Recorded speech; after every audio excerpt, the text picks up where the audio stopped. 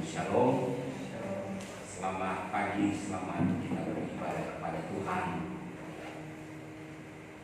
Walaupun kita masih beribadah di rumah masing-masing, dalam kita merespon himbauan pemerintah untuk masalah social distancing, tidak mengadakan perkumpulan yang melibatkan banyak orang, tapi tidak mengurangi sukacita kita dalam kita beribadah kepada Tuhan. Tuhan mengajar kita bagaimana kita belajar untuk bersekutu di tempat kita masing-masing, di lingkup yang kecil. Tuhan melatih kita untuk dalam keadaan yang sulit sekalipun kita masih bisa beribadah kepada Tuhan. Haleluya. Walaupun kita pagi ini hanya terdiri dari beberapa orang, tapi kita percaya bahwa Roh Kudus ada di tempat ini. Haleluya. Roh Kudus ada di rumah umat-umat Tuhan yang mengadakan ibadah pada saat ini. Firman Tuhan pada pagi hari ini terambil dari Mazmur pasal 46. Kita membuka bersama Mazmur dalam pasalnya yang ke-46 ayat 2 sampai dengan ayatnya yang ke-6. Mazmur dalam pasalnya yang ke-46 ayat 2 hingga ayatnya yang ke-6. Firman Tuhan berkata begini, kita baca bersama-sama firman Tuhan ini ayat 2 sampai 6.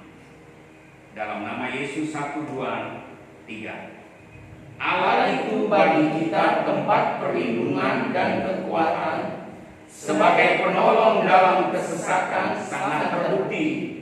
Sebab itu kita tidak akan takut, sekalipun bumi berubah, sekalipun gunung-gunung goncang di dalam laut, sekalipun ribut dan berbuih airnya, sekalipun gunung-gunung goyang oleh geloranya.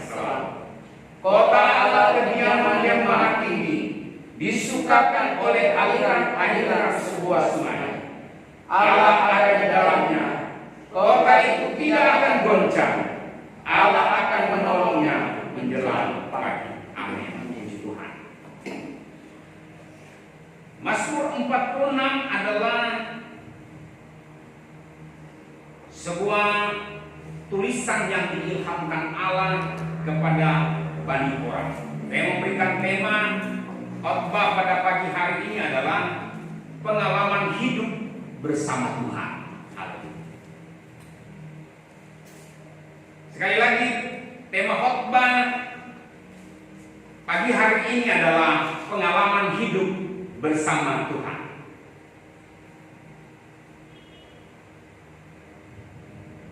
Sesuatu yang dialami, sesuatu yang dirasakan, sesuatu yang dilewati itu adalah sebuah pengalaman. Dan pengalaman itu tidak akan kembali lagi, karena kita harus berjalan terus, tidak akan menoleh ke belakang lagi. Dan pengalaman itu menjadi satu rasa yang indah, kadang juga menjadi satu rasa yang tidak enak, tapi namanya sebuah pengalaman. Itu menjadi sebuah cerita, menjadi sebuah legenda dalam setiap hidup manusia.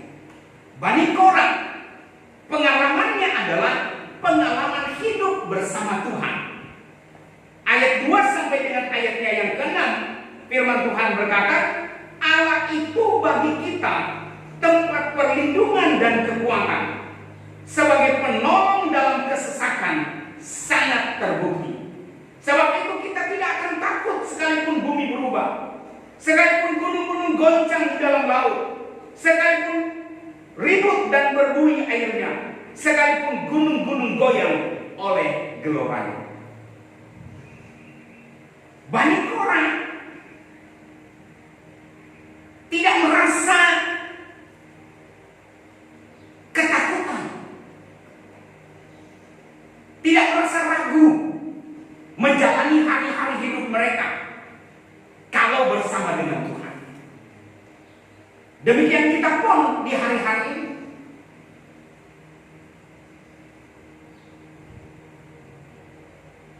Walaupun kita mengalami masa-masa yang sulit, masa-masa yang sukar sekarang ini, tapi tidak akan mengurangi keyakinan kita bahwa Tuhan kita adalah tempat perlindungan yang paling kokoh. Alkitab berkata, sebagai penolong dalam kesesakan sangat terbukti. Terkadang kita mengalami masa-masa yang sulit, masa-masa yang seperti sekarang ini mencemaskan, menakutkan. Seolah kita berada di lembah bayang-bayang maut. Mau jalan ke sini salah, mau jalan ke situ salah. Apalagi sekarang desa-desa yang mungkin dulu bisa kita pergi dengan leluasa, sekarang mulai ditutup. Orang yang pergi ke situ harus diperiksa dulu kesehatannya. Kalau di daerah lain harus membawa surat keterangan sehat dari dokter supaya boleh masuk ke desa itu. Ya harus membawa surat yang menyatakan bahwa dia sehat. Syukur kita di sini masih boleh masuk, walaupun harus disemprot dulu, harus diperiksa dulu suhu badannya. Masa-masa seperti berada di lembah bayang-bayang maut.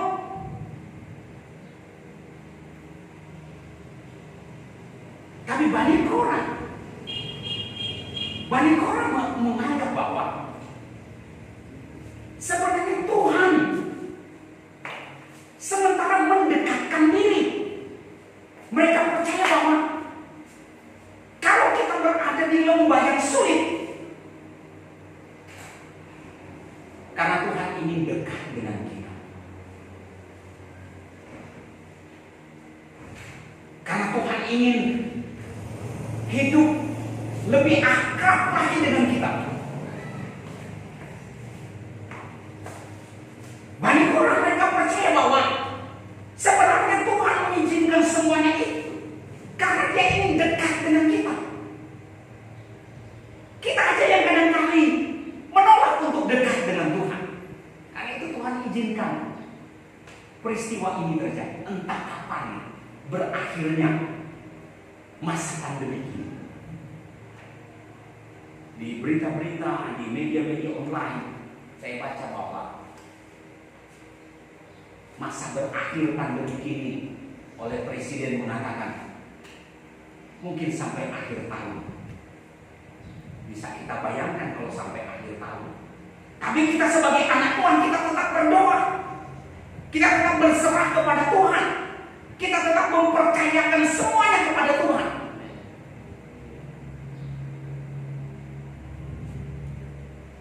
Supaya masa sulit ini segera berakhir. Nah itu dulu makanya kita doakan.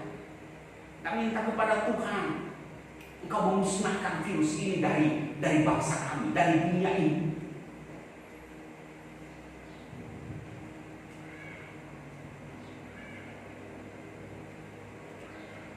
Artinya di dalam badai yang sementara terjadi ini, Tuhan mengizinkan semuanya. Dia ingin berjalan di tengah badai ini. Jangan takut, jangan cemas. Di balik kesulitan ada Yesus yang akan menolong. Ada Yesus yang akan menghiburkan. Ada Yesus yang akan membela kita. Asalkan kita mau menjadikan Dia sebagai tempat perlindungan kita. Allah itu bagi kita tempat perlindungan dan kekuatan.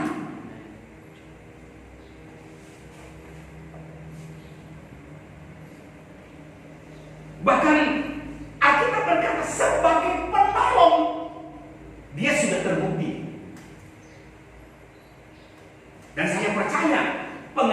ini pun kita dapat berkata, sudah terbukti dalam hidup kita. Kalau kita ada sampai saat ini hanya karena Tuhan.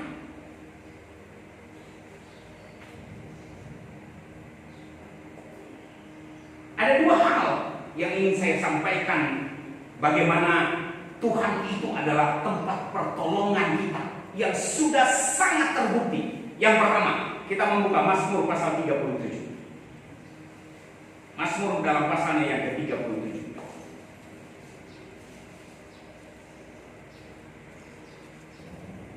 Ayat 39 dan ayat 40. Mazmur pasal 37, ayat 39 dan ayat 40.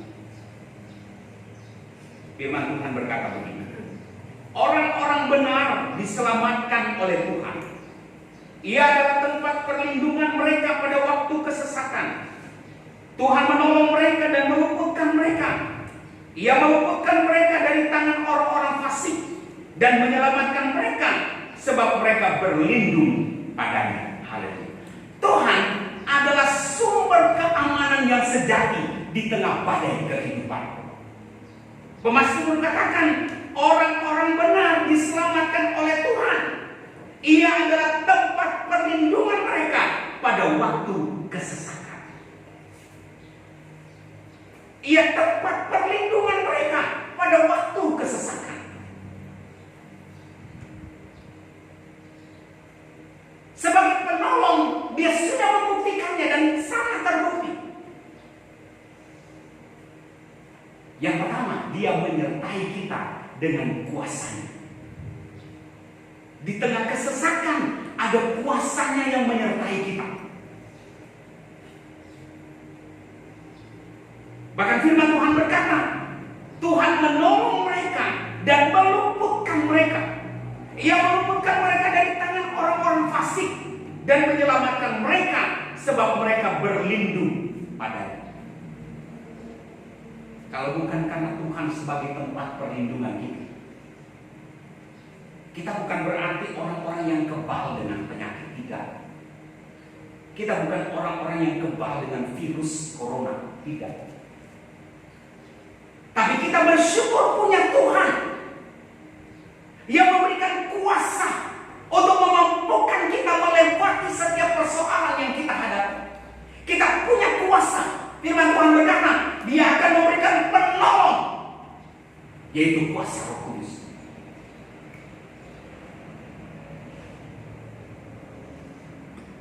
Asalkan kita mengikuti seperti anjuran pemerintah, kita tetap mendukung apa yang menjadi arahan dari pemerintah.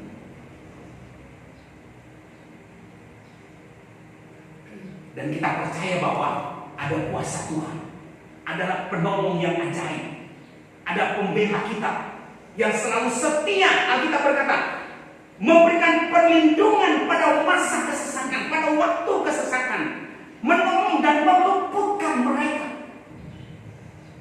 Di rumah kita masing-masing, hari-hari ini jangan kita berpangku tangan, tapi mari kita tetap berdoa. Memang hari-hari ini andalan kita satu-satunya tidak ada lagi selain doa.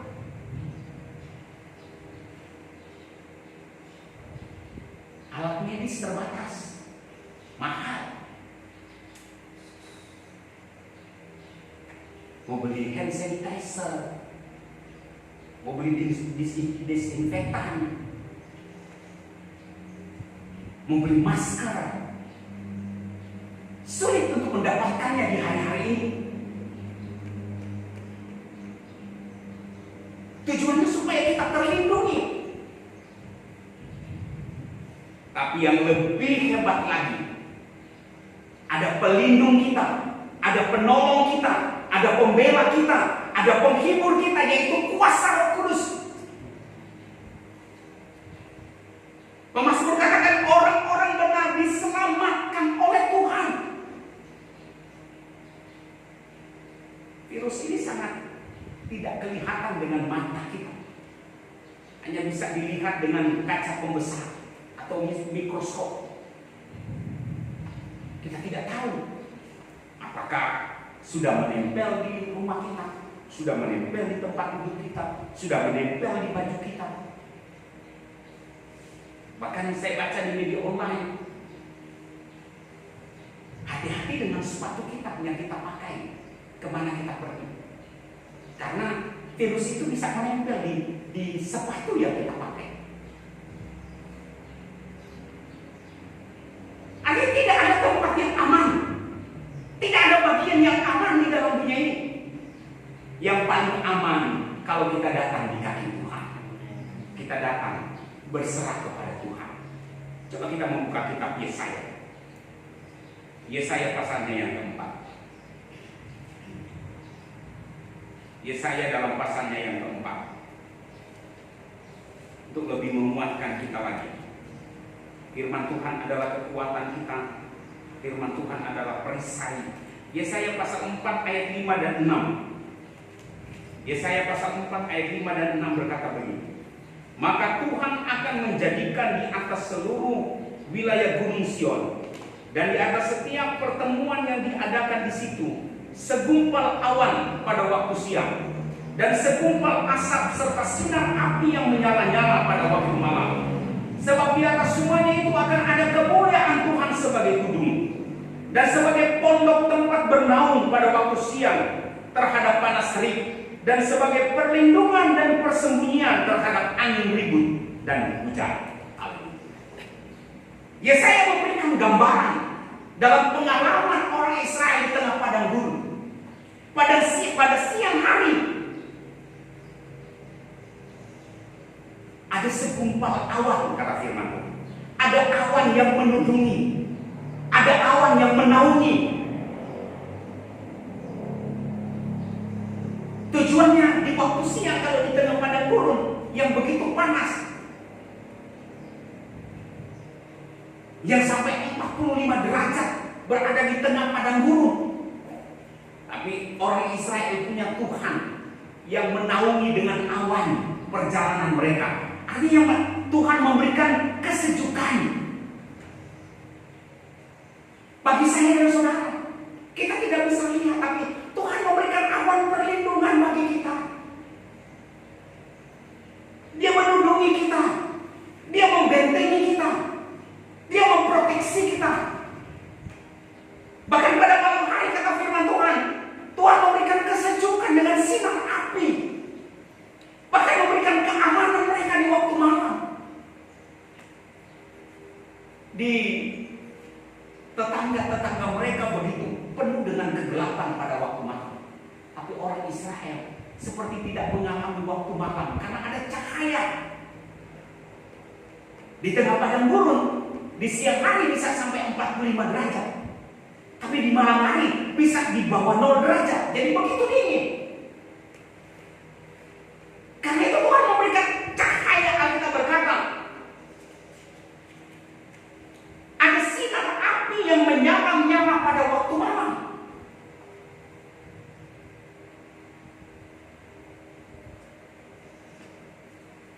Para pakar berkata bahwa virus ini salah satu yang dapat membantu adalah cahaya matahari. Dapat membunuh. Walaupun belum terbukti 100%. Tapi bisa membantu. Orang Israel di waktu malam dalam keadaan dingin, orang lain merasa dingin di tengah padang gurun, tapi mereka tidak. Mereka merasa sejuk. Kita pun sebagai anak-anak Tuhan di hari-hari ini, Tuhan selalu memberikan kesejukan. Tuhan memberikan kehangatan. Jangan cemas, berserah pada Tuhan. Mari kita membuka Mazmur pasal 91. Mazmur pasal 91 ayat 2 dan ayat 9. Mazmur pasal 91 ayat 2 dan ayat 9. Firman Tuhan berkata begini. Akan berkata kepada Tuhan, tempat perlindunganku dan kubu pertahananku, Allahku yang kupercayai. Ayat 9. Sebab Tuhan ialah tempat perlindunganmu, yang maha tinggi telah kau buat tempat perteduhan. Berteduh dalam perlindungan Tuhan, berserah pada penjagaan Tuhan. Jadikan Tuhan sebagai tempat perlindunganmu. Jangan andalkan kekuatanmu, jangan andalkan finansialmu, keuanganmu, jangan.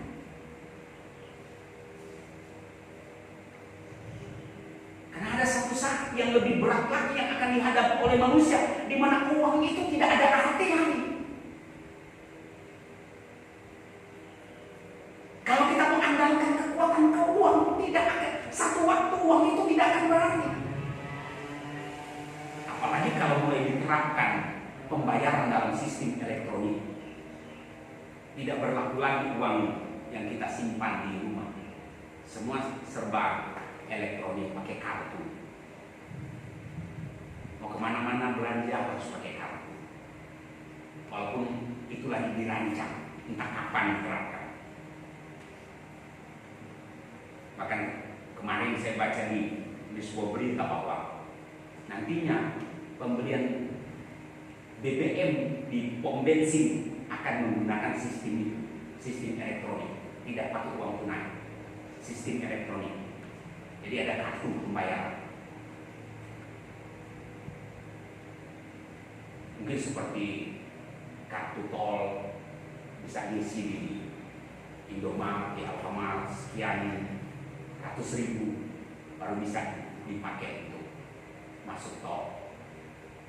Mungkin nanti begitu kalau kita beli bensin, harus beli dulu, baru ketika kita ada di pompa bensin tinggal ngasih kartunya. Berapa liter? Oh sekian. Yang kedua kita lihat Mazmur pasal 3. Mazmur dalam pasalnya yang ketiga, ayat 4 sampai dengan ayatnya yang ke-9. Mazmur dalam pasalnya yang ketiga, ayat 4 sampai dengan ayat 9. Tetapi Engkau Tuhan adalah perisai yang melindungi aku. Engkaulah kemuliaanku dan yang mengangkat kepalaku. Dengan nyaring aku berseru kepada Tuhan, dan Ia menjawab aku dari gunungnya yang kudus selalu. Aku memberikan diri lalu membaringkan diri lalu tidur. Aku bangun sebab Tuhan menopang aku. Aku tidak takut kepada puluhan ribu orang yang siap mengepung aku. Bangkitlah Tuhan, tolonglah aku ya Allahku. Ya Engkau telah memukul rahang semua musuhku dan mematahkan gigi orang-orang fasik. Dari Tuhan datang pertolonganmu, berkat-Mu atas umat-Mu. Salah hal. Yang kedua, pertolongan Tuhan sangat memadai dalam segala situasi dan tidak akan pernah meninggalkan kita. Apa yang perlu kita lakukan untuk melewati masa-masa sulit ini, masa-masa kesesakan hidup ini? Yang pertama yang perlu kita lakukan, jadikan Tuhan sebagai perisai dan tempat perlindungan kita. Yang kedua, berserulah pada Tuhan ketika di saat kita takut, maka Dia akan menolong. Yang ketiga, tetap bersyukur walaupun dilanda dengan kegelisahan ini. Dia pasti menghibur. Ayatnya yang terakhir yang kita mau baca dalam kitab Nehemia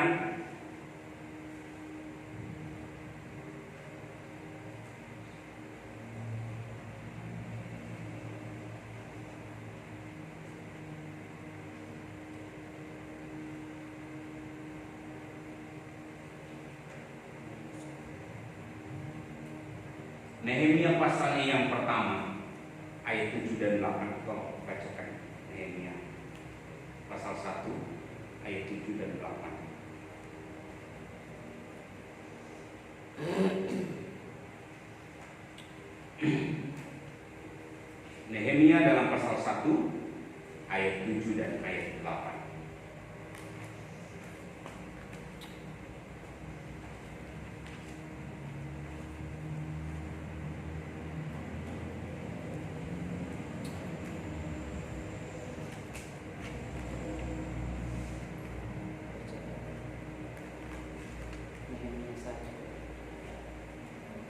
Ayat 7 dan 8 berkata begini, kami telah sangat bersalah terhadapmu dan tidak mengikuti perintah-perintah, ketetapan-ketetapan dan peraturan-peraturan yang telah kau perintahkan kepada Musa hambamu itu. Ingatlah akan firman yang kau pesan kepada Musa hambamu itu, ya, bila kamu berubah setia, kamu akan kucerai-beraikan di antara bangsa-bangsa. Ingatlah akan firman Tuhan. Mari kita mau melakukan, kita mau ingat selalu firman Tuhan sebagai sumber kekuatan kita di hari-hari ini. Orang yang dalam beradabnya Tuhan, dia akan selalu dikenal oleh Tuhan.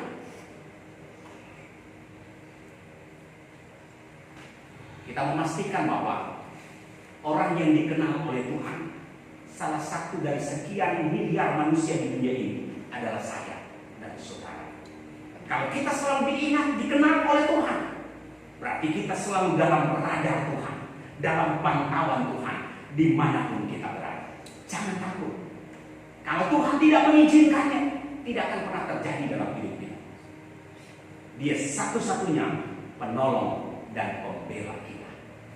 Tuhan memberkati. Haleluya.